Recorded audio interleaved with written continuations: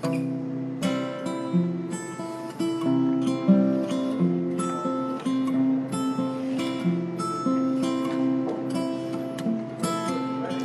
folks, my name's Randy Stewart, Canadian singer-songwriter, and I'm here live on The Other Side Radio with Jeremy and Josh, the Davis Boys. That's right. Rock on, brother.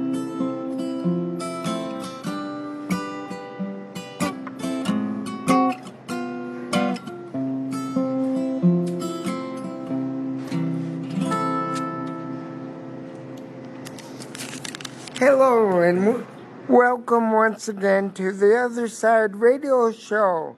I'm Joshua Davis. I'm Jeremy Davis, and joining us behind the mic today, as you just heard, we have our good friend. It's been a long time, and a lot has changed since the last time you've been here. Randy Stewart is in the house at the beautiful Smokin' 116 Bistro and Bar. So, Randy, since you have joined us on the other side, well, let's see. We had a world pandemic. That changed entertainment as well as the world as we know it. Media has evolved. The music industry has went through dramatic changes. From your perspective, as the Canadian singer-songwriter, the legendary performer that you are, what has been the most dramatic changes for you? And what have you been up to that you can share with our listeners right off the bat, my friend? Well, we've been preparing quite a few shows, and you're right. Yeah, everything's shut down for a couple of years, I guess, and a lot of performers I know were just sort of in their living room or music room or bedrooms or garages and just either writing music or just figuring it wasn't worth writing music at all. So coming out the other side, it's audiences seem to be pretty eager to hear shows. Everybody's anxious to get some performing underway, and so we got a lot of shows that are ready to go and running. Several times a month we're running shows now. Now, who inspired you to start your journey in writing music? I don't know who inspired me. I guess John Prine inspires me. Guy Clark inspires me. Bob Dylan, a lot of folk singers and songwriters, and mostly I get inspired by friends and fellow musicians. Yes. Now, as you were mentioning, it has been a few years since you've been on the other side, and as we all mentioned, there was the pandemic, but you were still, like so many Canadian musicians and musicians or entertainers from around the world, you were working through that time, even though it was virtually. So what are some of the shows that, I know it's been a few years now since the shutdown, but the thing is, with live entertainment, performance, events, it takes the time for everything to build back up to the level, or a similar level than it was before. It may never be exactly the same. I'm not trying to be pessimistic, but so what are some of the latest creative endeavors for the live shows you've been working on with Pineapple Productions? We run a couple of concert series, a couple of regular monthly series. One in the The first one we started, and near and dear to my heart, in beautiful downtown Vernonville, Ontario, called the Shelter Valley Concert Series. And if you've ever been to Vernonville, Ontario, you know that there is no downtown. So we run a concert series there once a month on the fourth Wednesday every month from March to November. That's coming up at the end of March. Kicking off the season premiere with an amazing duo that people haven't seen before. Laura McGregor and her musical partner, and I apologize because I've forgotten the other name now. We also run a series in Havelock, Ontario, called the Stonehall Sessions. We just did our first one this past Sunday. It was called Offendathon 3. It was our third annual offensive song festival. A musical partner of mine, Ron Marshall, and I each present our songs and invite the audience to find offense with whatever they can in any of the songs. It was a great kickoff to the season. It runs the fourth Sunday of every month, from January to November. We don't run in December. And in February at Stonehall Sessions, we're going to be presenting the one and only Rick Fiennes from Peterborough, amazing guitarist and songwriter. We also run another monthly series right here in downtown Belleville at the Upfront Cafe called Upfront and Personal. That one is the second Wednesday of every month, and it's a couple of weeks away now, and this one will be the fourth annual presentation of our No Love Songs Valentine show. Yes. Called Valentine's for the Rest of Us. And it's a hoot, so if you can get down to that one, please do. It's at Upfront Cafe right on Front Street in Belleville. We also do some one-off shows. We're doing a watch party show with Chris Tischbein, the solo bass player. He's had a film just recently launched, a mini documentary on him and his music, and we're going to do a watch party and concert in sort of at the tail end of Belleville Dock Fest. Growing up, did you ever imagine yourself as a singer-songwriter? Well, I've always played music, so I wasn't really imagining it, but being able to write songs and play them for people who listen to your own songs, and I know I remember before the pandemic looking out in the audience and seeing Joshua mouthing the words to one of my songs, which is the biggest compliment you can pay really to a songwriter. So thank you for that, and I really appreciate it. Your songs are amazing. And can you tell us your creative process of how you come up with some of your ideas? No. It's a matter of for me, and I always ask songwriters the same question: how do you do it? And everybody has sort of a different take on it. But for me, a lot of times I come up with a title, and then I spend a lot of time thinking about, oh, that's a kind of cool title. What's that song about? And then I just kind of form the whole thing, and before I even touch the guitar. Okay, stepping ahead here, I'd like to give you a chance to favor our audience with that classic song. I just love this song, and I believe it's Funny Hats and Noses. I hope I can remember it. We'll try and help you out. We didn't have rehearsal. I believe you said this idea came to you from a party? Yeah, that's my traditional introduction for this song. I wrote this song after we had a party at home, and everybody ended up wearing disguises. It wasn't Halloween or anything. It was just maybe a little too much whiskey and too many theatrical props laying around the house. Everybody's wearing fright wigs and funny noses and Groucho glasses. And I ended up writing the song after everybody went home, and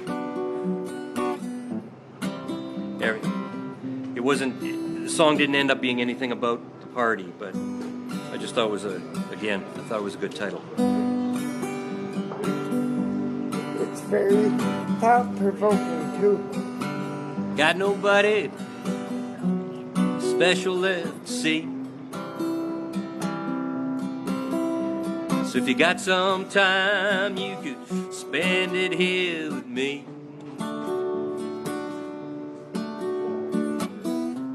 'Cause I've been around, got my feet on the ground. Stan, help me choke this whiskey down.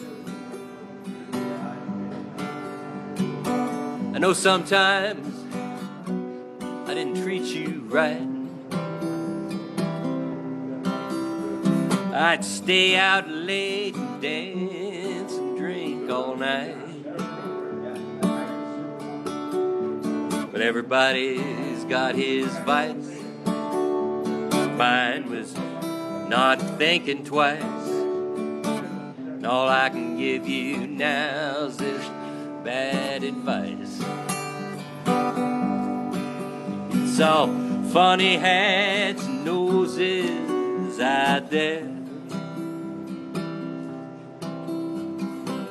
Ain't no bed of roses, beware. Keep your back to the wall.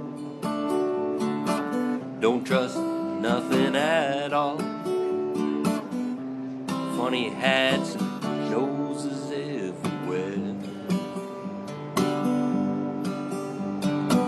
You try to keep that sparkle in your eye. Adds a special something to the light. Remember to hit your mark and deliver from the heart. Never forget conversation is an art. It's all funny hats and noses out there. Ain't no bed of roses, beware. Keep your back to the wall. Don't trust nothing at all. Funny hats and noses everywhere.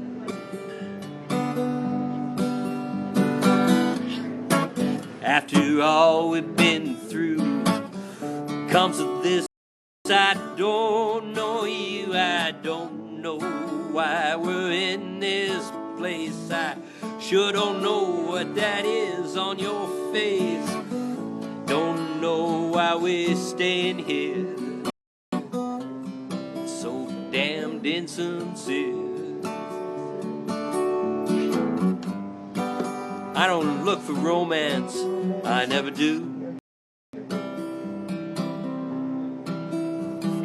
Romance is the way to get to you. Well, I'd end up on my knees. You'd end up giving in to my pleas. And we'd end up mistaking identity. It's all funny hats, noses out there. Just like Angels was singing it. Ain't no bed of roses, beware. Keep your back to the wall. Don't trust nothing at all.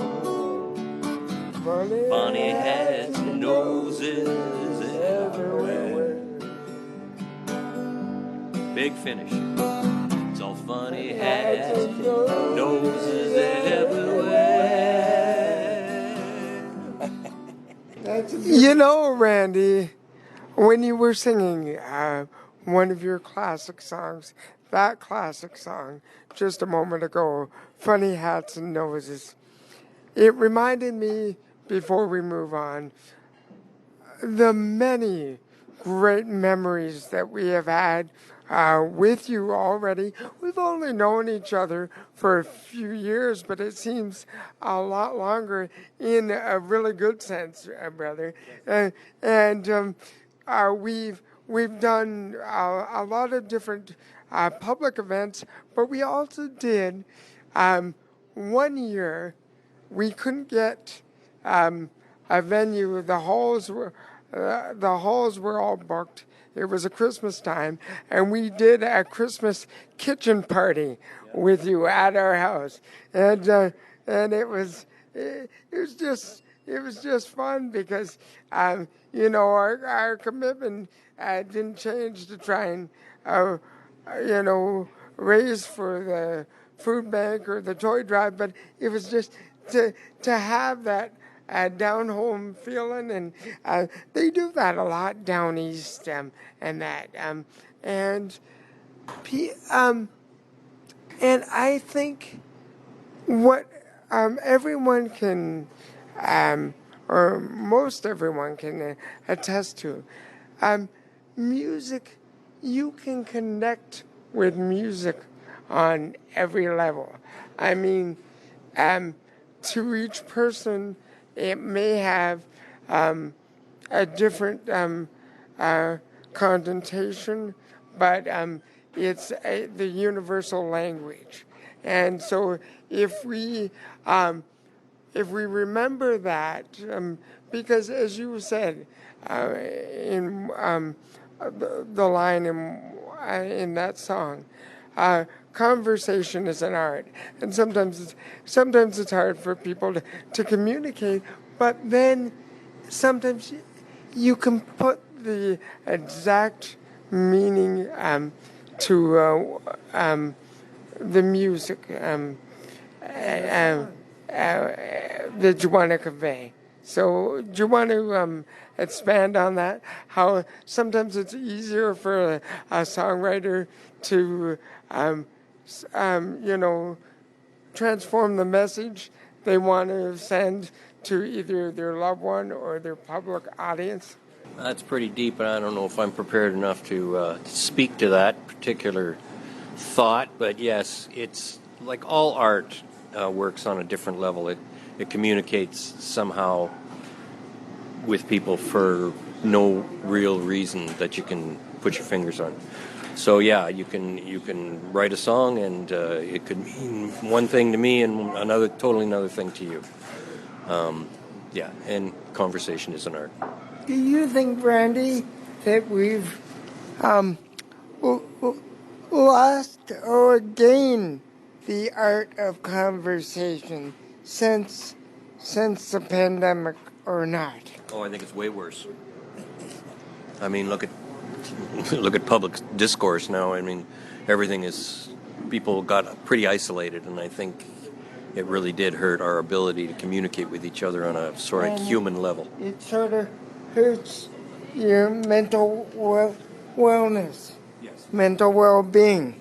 Well, I think that's without question. So I think it's just very important that we keep working as much as we can to convey to people through this program, other events, and other organizations that people aren't alone, and we're here for you. Oftentimes people struggle silently, and so it helps if they have somewhere to turn. Now, very briefly, what I want to turn to for a moment is you, for many years, were involved with a very popular project that ran on, this show is streamed, but one of our local broadcast partners is 91X with the Other Side Media Group, our nonprofit organization. And you had a program that you produced called Live is Where It Lives. And it ran after our show for many years, and it was another way to showcase great Canadian, often homegrown talent, but talent from all over, and it was at different venues. Now, I just want to, to get a sense from you as the creative individual that you are and the singer-songwriter. How does, such organizations such as 91X or what we've did the Other Side Radio Show and the Other Side Live series. Well, this is our 24th year of the radio, 25 of the Other Side Media Group. So how does having outlets such as that, I think I already know, but if you can remind our listeners, how does it help and how is it fundamentally important? I ask this question at a time when media is changing across the country, funding sources, revenue, but we need to keep these things going because we need the all the voices and not just corporate voices. So I want to get your take on that. Well, you can make all the programs you want you can do 3 programs a day, but if there isn't somebody out there that's willing to air them for you, it doesn't really do anybody any good. So, yeah, 91X, and we were also working with Your TV locally in Belleville, who was broadcasting the show. Lives Where It Lives has a fairly long history, not as long as yours, but it was produced for over 7 years, and it was produced by a mentor of mine, the one and only Joe Callahan, and created by him. And he left the area. I was working with him on the show at that time, and then he said, "Do you want to take it over?" I first said no, but then coming out of the pandemic, there was a venue that wanted a weekly concert, weekly shows, and that was a little daunting to do.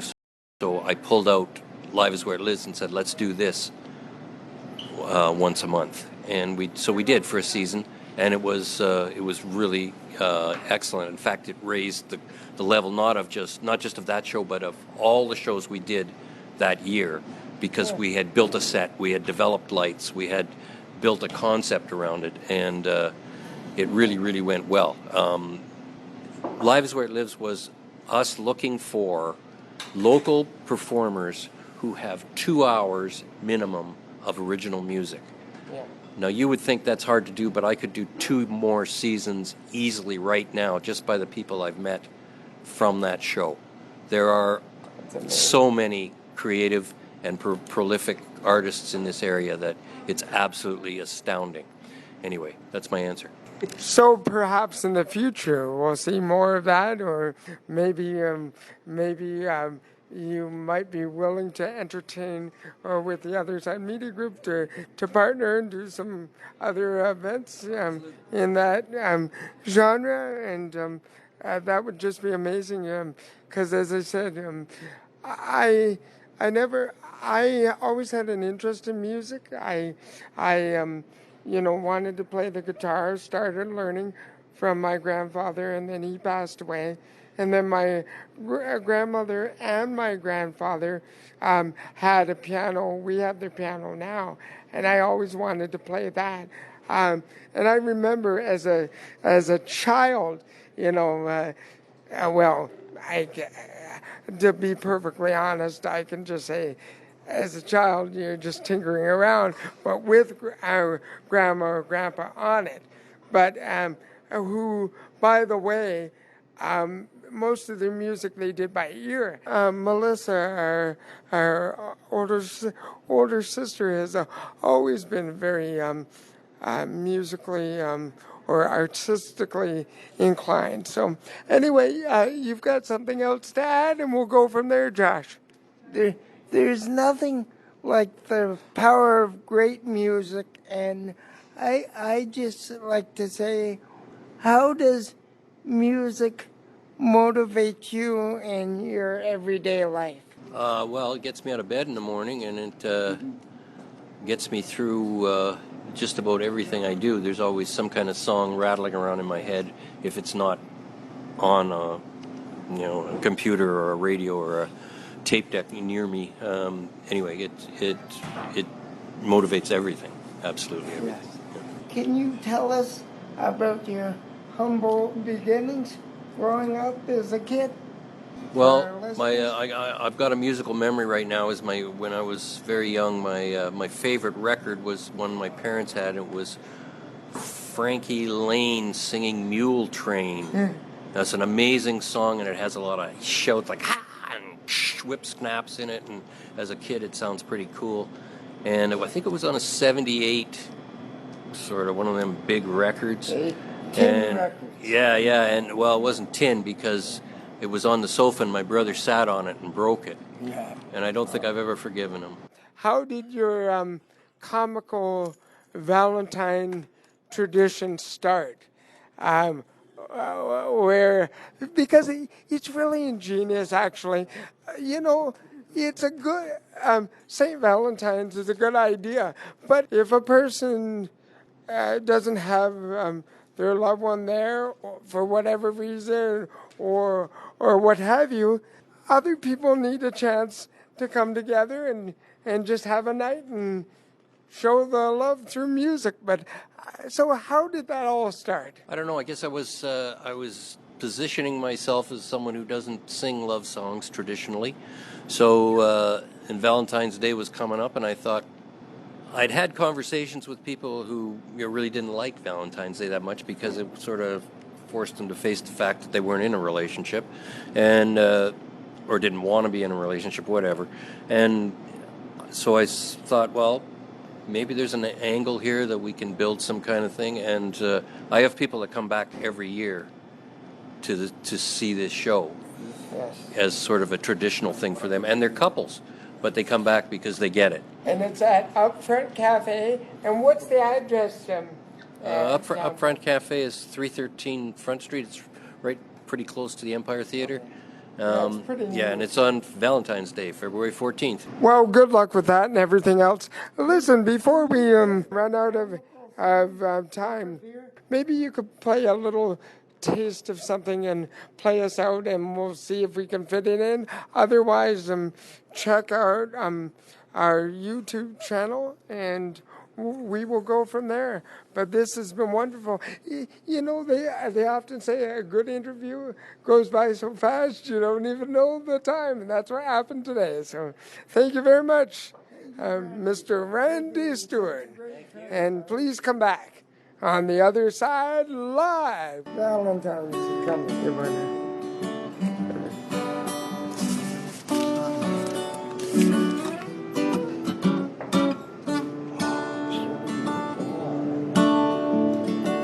When I was just a baby on my mama's knee, I looked up in her big brown eyes. I said, "Mama, will true love ever find me?" She said, my boy, you're wonderful. Love always finds a way. The best day of the year is Valentine's Day. Yeah, all these years later, so many Valentines, candied hearts and heartfelt cards, and I come to realize, in spite of her good intentions, in spite of her big brown eyes, she's only trying to steer me right, but Mama lied. Not flowers or chocolates or a bottle of wine with your special friend. It's a glass of beer down at the end of the bar, just waiting for the day to end. When you got a special someone. Valentine's to sing. But when you're on